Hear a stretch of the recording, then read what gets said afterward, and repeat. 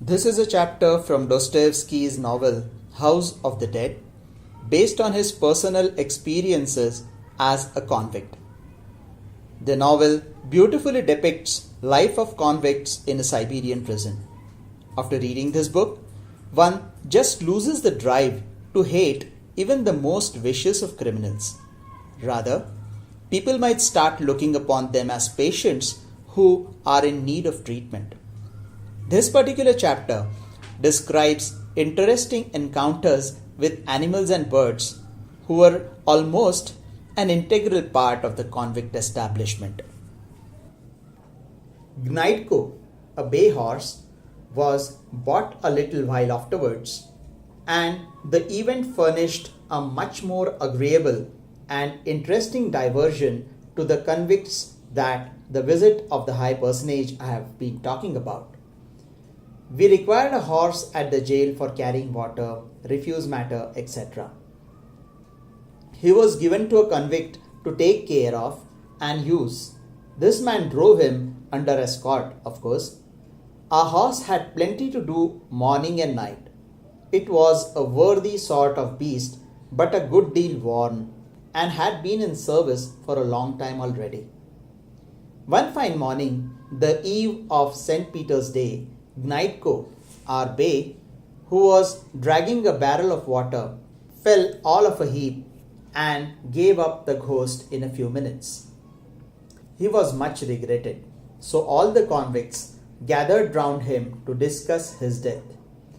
Those who had served in the cavalry, the Tsaigans, the veterinary fellows, and others showed a profound knowledge of horses in general and fiercely argued the question. But all did not bring our bay horse to life again. There he was stretched out and dead, with his belly all swollen. Everyone thought it incumbent on him to feel about the poor thing with his hands. Finally, the major was informed of what Providence had done in the horse's case, and it was decided that another should be bought at once. St. Peter's Day, quite early after Mass, all the convicts being together, horses that were on sale were brought in. It was left to the prisoners to choose an animal, for there were some thorough experts among them, and it would have been difficult to take in 250 men with whom horse dealing had been a specialty. Tsaigans, Lesgians, professional horse dealers, townsmen came in to deal. The convicts were exceedingly eager about the matter, as each fresh horse was brought up, and were as amused as children about it all. It seemed to tickle their fancy very much that they had to buy a horse like freemen, just as if it was for themselves, and the money was to come out of their own pockets. 3 horses were brought and taken away before purchase. The 4th was settled on. The horse dealers seemed astonished and a little awed at the soldiers of the escort who watched the business. 200 men, clean-shaven, branded as they were, with chains on their feet, were well calculated to inspire respect, all the more as they were in their own place, at home so to speak, in their own convicts' den, where nobody was allowed to come. Our fellows seemed to be up to no end of tricks for finding out the real value of a horse brought up. They carefully examined it, handled it with the most serious demeanor, went on as if the welfare of the establishment was bound up with the purchase of this beast. The Circassians took the liberty of jumping upon his back. Their eyes shone wildly. They chatted rapidly in their incomprehensible dialect, showed their white teeth, dilating the nostrils of their hooked copper-colored noses. There were some Russians who paid the most lively attention to their discussion and seemed ready to jump down their throats.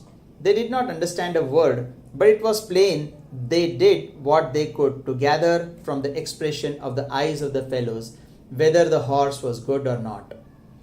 But what could it matter to a convict, especially to some of them who were creatures altogether down and done for, who never ventured to utter a single word to the others?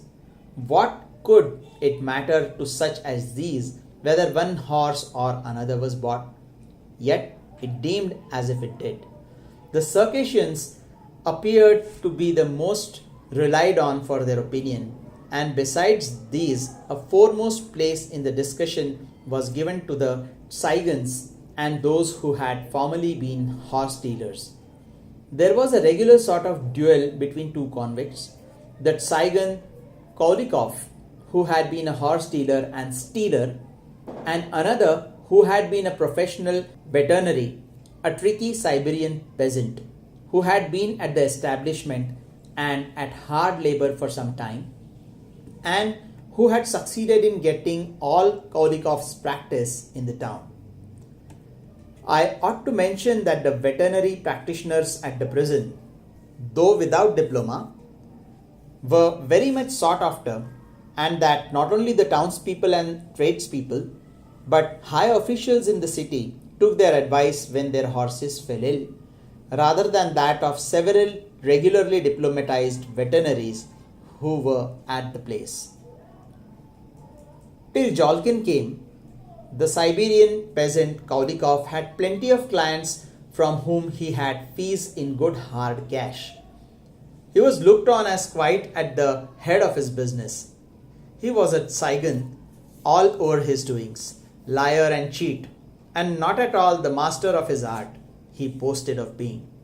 The income he made had raised him to be a sort of aristocrat among our convicts. He was listened to and obeyed, but he spoke little and expressed an opinion only in great emergencies. He blew his own trumpet loudly, but he really was a fellow of great energy. He was of ripe age and of quite marked intelligence. When he spoke to us of the nobility, he did so with exquisite politeness and perfect dignity. I am sure that if he had been suitably dressed and introduced into a club at the capital with the title of a count, he would have lived up to it. Played whist, talked to admiration like a man used to command, and one who knew when to hold his tongue. I am sure that the whole evening would have passed without anyone guessing that the count was nothing but a vagabond. He had very probably had a very large and varied experience in life. As to his past, it was quite unknown to us. They kept him among the convicts who formed a special section reserved from the others.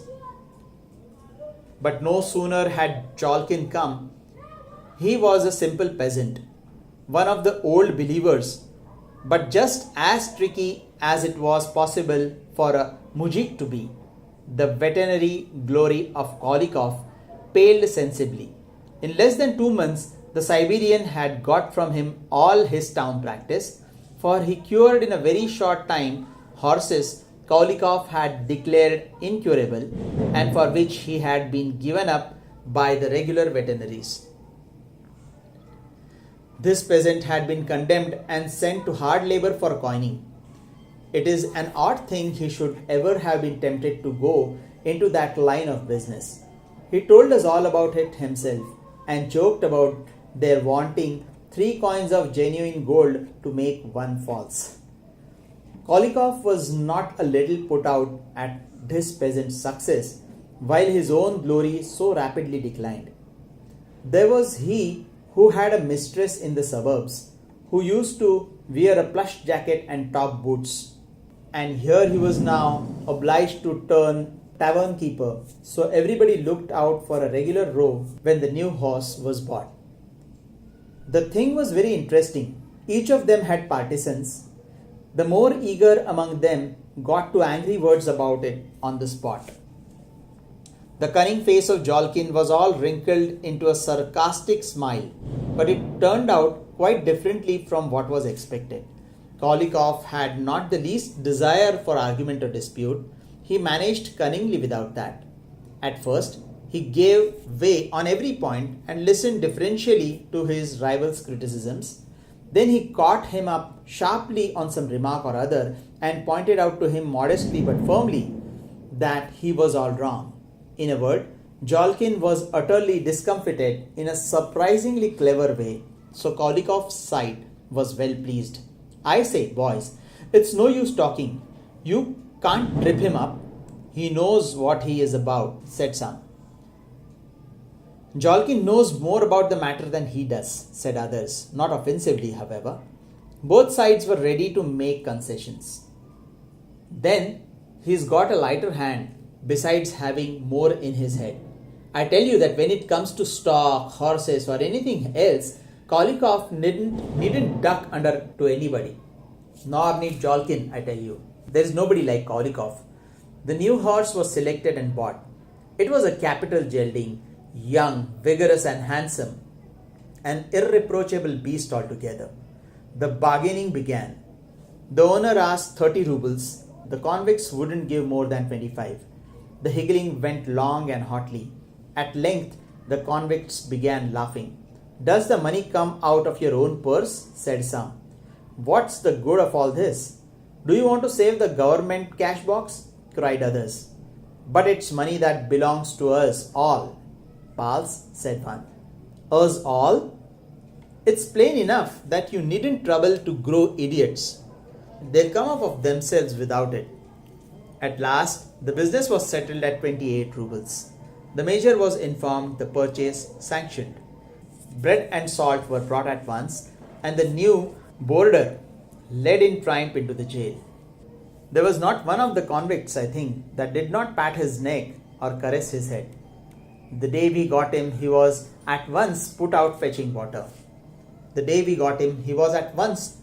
to fetching water. All the convicts gazed on him curiously as he pulled at his barrel. Our waterman, the convict Roman, kept his eyes on the beast with a stupid sort of satisfaction. He was formerly a peasant about 50 years of age, serious and silent, like all Russian coachmen, whose behavior would really seem to acquire some extra gravity by reason of their being always with horses. Roman was a quiet creature, affable all round, said little, took snuff from a box. He had taken care of the horses at the jail for some time before that. The one just bought was the third given into his charge since he came to the place. The coachman's office fell, as a matter of course, to Roman. Nobody would have dreamed of contesting his right to it. When the bay horse dropped and died, nobody dreamed of accusing Roman of imprudence, not even the major. It was the will of God, that was all. As to Roman, he knew his business. That bay horse had become the pet of the jail at once. The convicts were not particularly tender fellows, but they could not help coming to pet him often.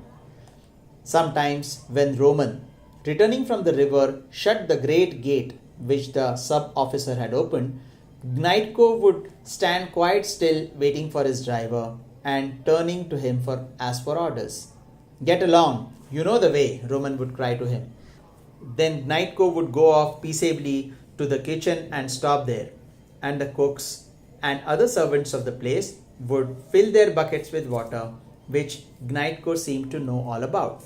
Gnaitko, you are a trump. He's brought his water barrel himself. He is a delight to see, they would cry to him.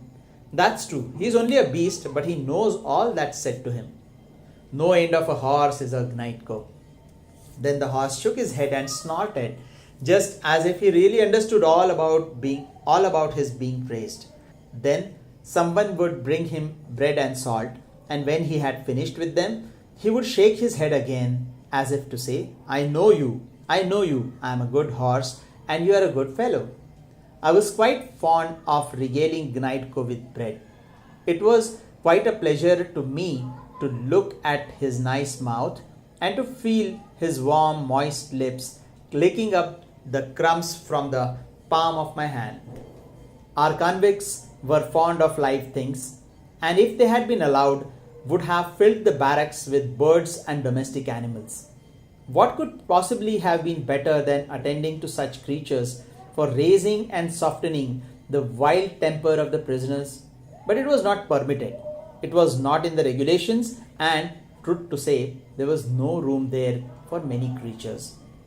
However, in my time, some animals had established themselves in the jail. Besides Knaitko, we had some dogs, a geese, a he-goat Vaska, and an eagle, which remained only a short time. I think I have said before that our dog was called Bull, and that he and I had stuck upon a friendship. But as the lower orders regard dogs as impure animals undeserving of attention, nobody minded him. He lived in the jail itself, slept in the courtyard, ate the leavings of the kitchen, and had no hold whatever on the sympathy of the convicts, all of whom he knew, however, and regarded as masters and owners. When the men assigned to work came back to jail at the cry of the corporal, he used to run to the great gate and gaily welcome the gang, wagging his tail and looking into every man's eyes as though he expected a caress. But for several years, his little ways were as useless as they were engaging. Nobody but myself did caress him, so I was the one he preferred to all others. Somehow, I don't know in what way, we got another dog. Snow, he was called. As to the third, Kaultiapka, I brought him myself to the place when he was but a pup. Our Snow was a strange creature. A teliga had gone over him and driven in his spine, so that it made a curve inside him. When you saw him running at a distance, he looked like twin dogs born with a ligament. He was very mangy too, with bleary eyes, and his tail was hairless and always hanging between his legs. Victim of ill fate as he was, he seemed to have made up his mind to be always as impassive as possible. So he never barked at anybody, for he seemed to be afraid of getting into some fresh trouble. He was always nearly lurking at the back of the buildings, and if anybody came near, he rolled on his back at once, as though he meant to say, "Do what you like with me. I have not the least idea of resisting you." And every convict, when the dog upset himself like that, would give him a passing obligatory kick with, "Oh, the dirty brute." But Snow dared not much as give a groan. And if he was too much hurt, he would only utter a little dull, strangled yelp. He threw himself down just the same way before Bull or any other dog when he came to try his luck at the kitchen. He would stretch himself out flat if a mastiff or any other big dog came barking at him. Dogs like submission and humility in other dogs, so the angry brute quieted down at once and stopped reflectively before the poor, humble beast, and then sniffed him curiously all over. I wonder what poor Snow, trembling with fright, used to think at such moments. Is this brigand of a fellow going to bite me? No doubt something like that. When he had sniffed enough at him, the big brute left him at once, having probably discovered nothing in particular.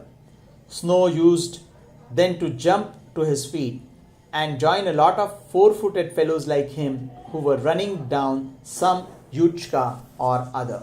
Snow knew quite well that no yuchka would ever condescend to the like of him, that she was too proud for that. But it was some consolation to him in his troubles to limp after her. As to decent behavior, he had but a very vague notion of such a thing. Being totally without any hope in his future, his highest aim was to get a bellyful of victuals, and he was cynical enough in showing that it was so. Once I tried to caress him. This was such an unexpected and new thing to him that he plumped down on the ground quite helplessly and quivered and whined in his delight. As I was really sorry for him, I used to caress him often, so as soon as he caught sight of me, he began to whine in a plaintive, tearful way. He came to his end at the back of the jail, in the ditch. Some dogs tore him to pieces. Kaultiapka was a different style of dog. I don't know why I brought him in from one of the workshops where he was born, but it gave me pleasure to feed him and see him grow big. Bull took Kaultiapka under his protection and slept with him. When the young dog began to grow up, Bull was remarkably complacent with him. He allowed the pup to bite his ears and pull his skin with his teeth. He played with him as mature dogs are in the habit of doing with the youngsters. It was a strange thing, but Kaultyapka never grew in height at all, only in length and breadth. His hide was fluffy and mouse colored. One of his ears hung down while the other was always cocked up. He was, like all young dogs, ardent and enthusiastic, yelping with pleasure when he saw his master and jumping up to lick his face precisely as if he said, "As long as he sees how delighted I am, I don't care. Let etiquette go to the devil." Wherever I was at my call, "Kaultyapka," out he came from some corner, dashing towards me with noisy satisfaction, making a ball of himself and rolling over and over. I was exceedingly fond of the little wretch, and I used to fancy that destiny had reserved for him nothing but joy and pleasure in this world of ours. But one fine day, the convict Dostoevsky, who made women's shoes and prepared skins, cast his eye on him.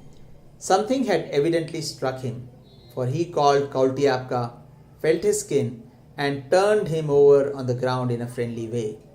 The unsuspicious dog barked with pleasure, but next day he was nowhere to be found. I hunted for him for some time, but in vain. At last, after 2 weeks, all was explained.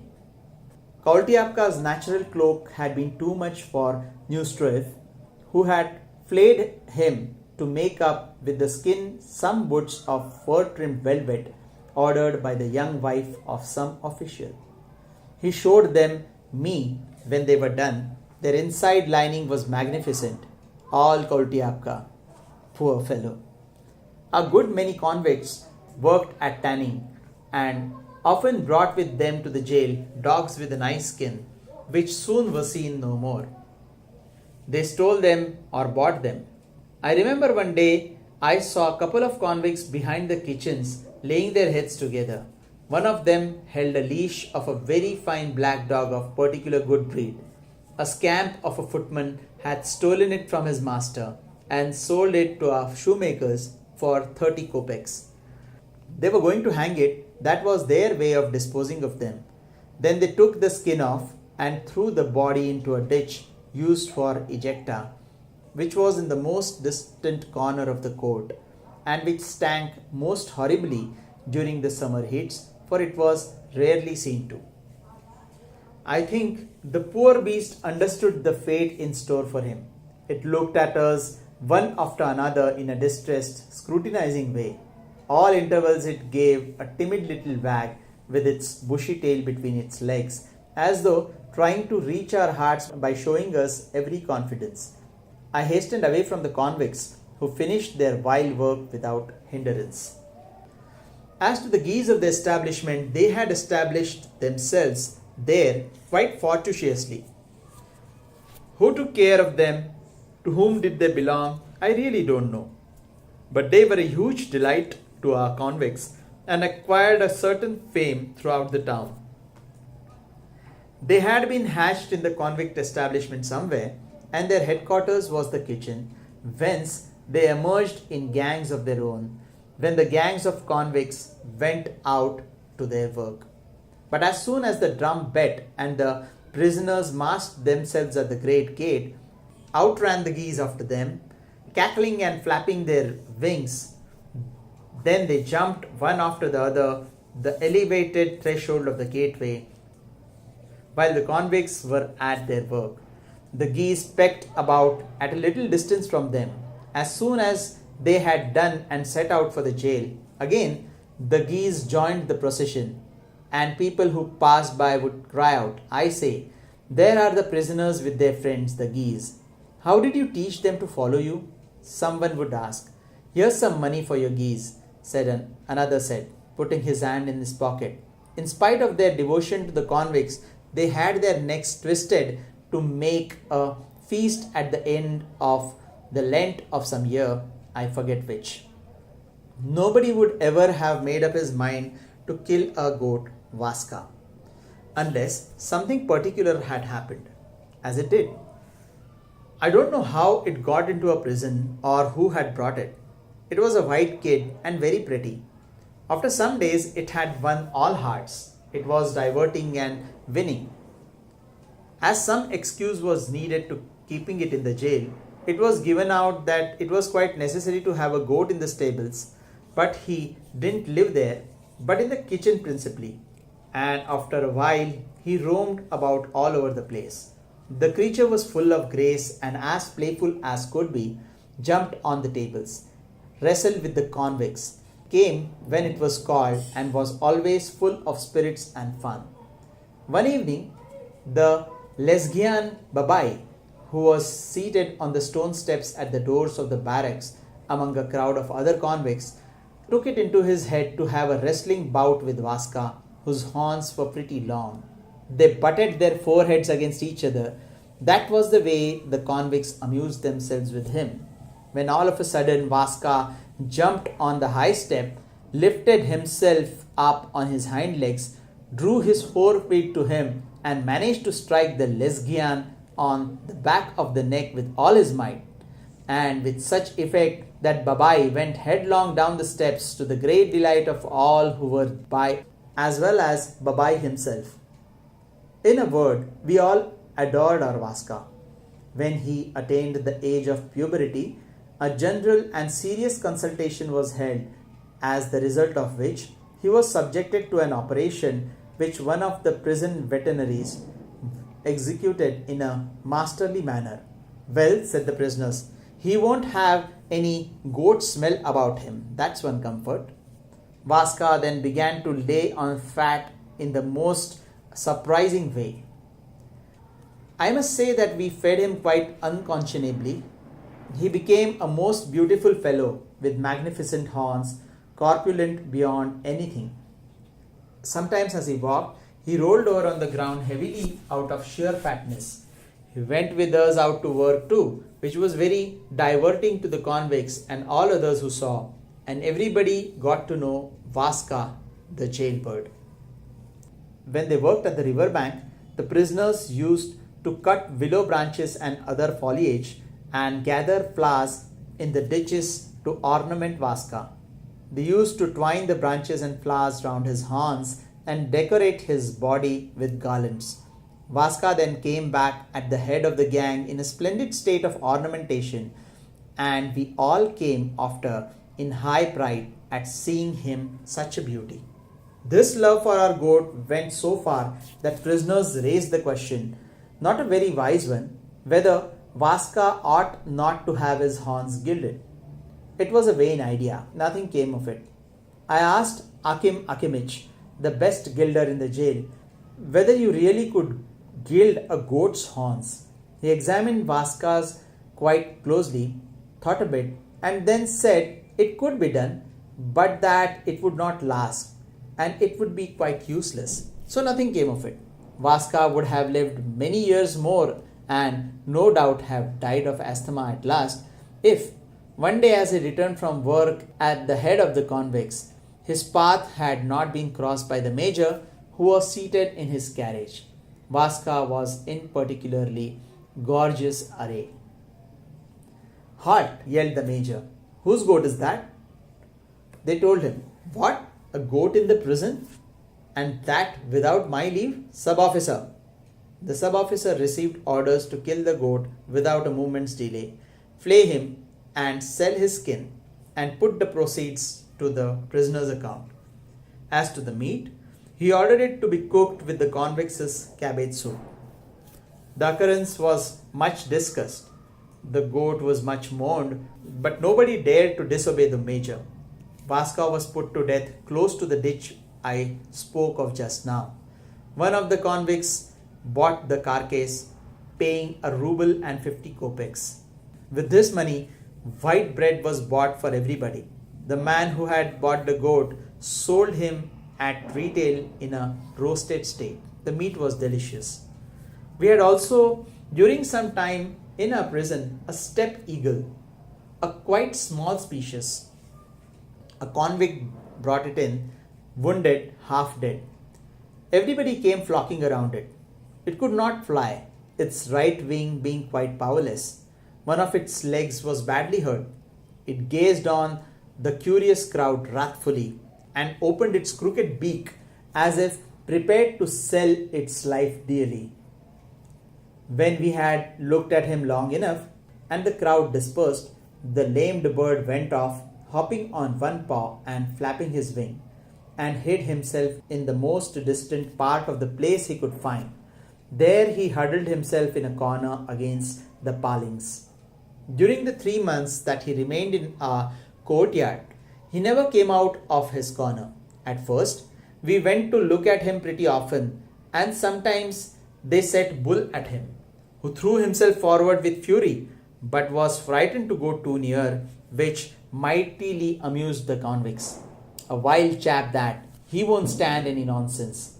But Bull, after a while, got over his fright and began to worry him.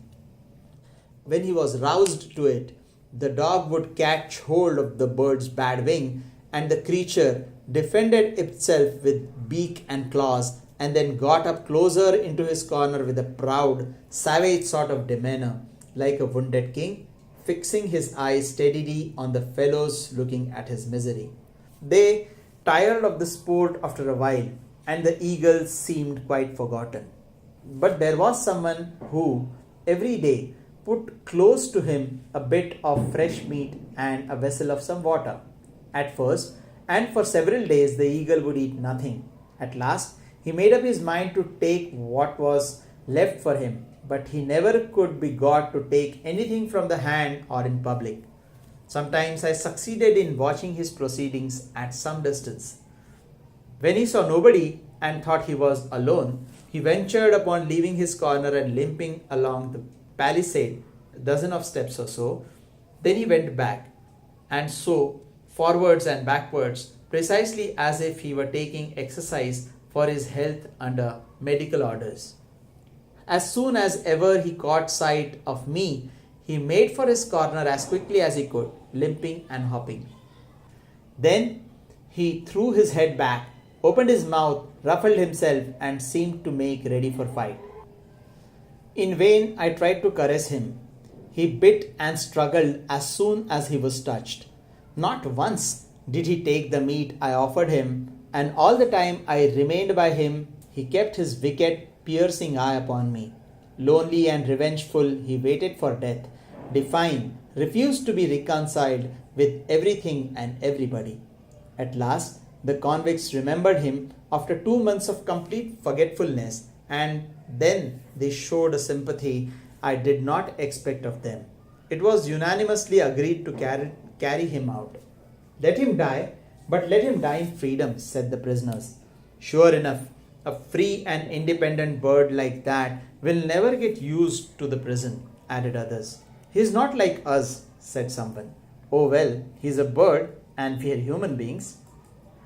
The eagle pals is the king of the woods, began Skouratov. But that day nobody paid any attention to him. One afternoon, when the drum beat for beginning work, they took the eagle, tied his beak, for he struck a desperate attitude, and took him out of the prison on to the ramparts. The 12 convicts of the gang were extremely anxious to know where he would go to. It was a strange thing.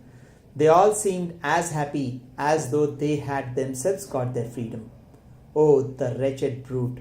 One wants to do him a kindness, and he tears your hand for you by way of thanks, said the man who held him, looking almost lovingly at the spiteful bird. Let him fly off, Mikitka. It doesn't suit him being a prisoner. Give him his freedom, his jolly freedom. They threw him from the ramparts onto the steppe. It was just at the end of autumn, a grey, cold day. The wind whistled on the bare steppe and went groaning through the yellow dried up grass. The eagle made off directly, flapping his wounded wing as if in a hurry to quit us and get himself a shelter from our piercing eyes. The convicts watched him intently as he went along with his head just above the grass. Do you see him, hey? Said one very pensively. He doesn't look round, said another. He hasn't looked behind at once. Did you happen to fancy he'd come back to thank us? Said the third. Sure enough, he's free. He feels it. It's freedom. Yes, freedom. You won't see him any more, pals. What are you about sticking there? March, march, cried the escort, and all went slowly to their work.